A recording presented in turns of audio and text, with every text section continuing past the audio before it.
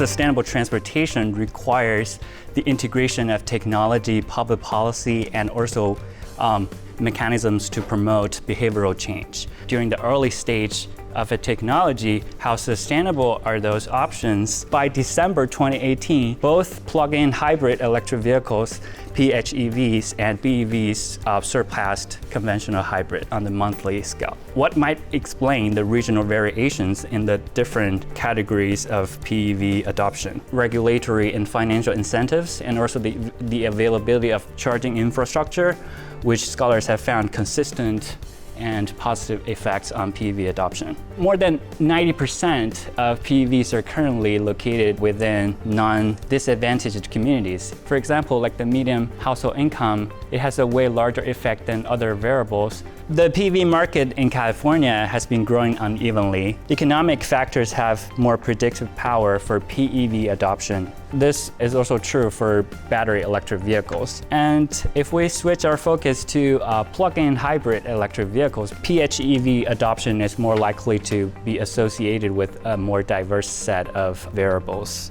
For example, education, commute characteristics, HOV lane access, and jobs. The built environment can make travel more costly or less costly in terms of time, stress, money. So we know how the built environment might affect travel behavior, but what's the role of parking in that relationship? Bundled refers to having the cost of parking included in the cost of housing. And bundling matters because it shifts the cost of driving into the property market, and that might lead people to make different travel decisions. We have the 2013 American Housing Survey, which luckily in that year contains a great transportation topical module that has some pretty detailed information about people's travel choices. So the purpose here really is to say, okay, even after controlling for vehicle ownership, how can bundled parking potentially affect travel behavior? The odds of a household with bundled parking will use transit of any sort are 56% lower than a household without bundled parking.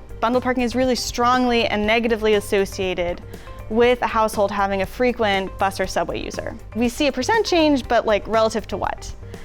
And we can address that by estimating the marginal effects of bundled parking on predicted travel use, transit use. So controlling for all of these variables, a household without bundled parking is more than twice as likely to use transit of any kind. That association exists even when we control for the vehicle ownership, as well as the built environment and socioeconomic factors. Broadly, our results highlight that parking is an important link between the built environment and travel behavior, and it really drives home the importance of questioning our long-standing commitment in policy for requiring parking. There is definitely movement on that. Politically, we see the North Westwood Village Neighborhood Council is trying to abolish parking requirements. So it's definitely becoming a more mainstream discussion, and I hope that we can implement more changes on that.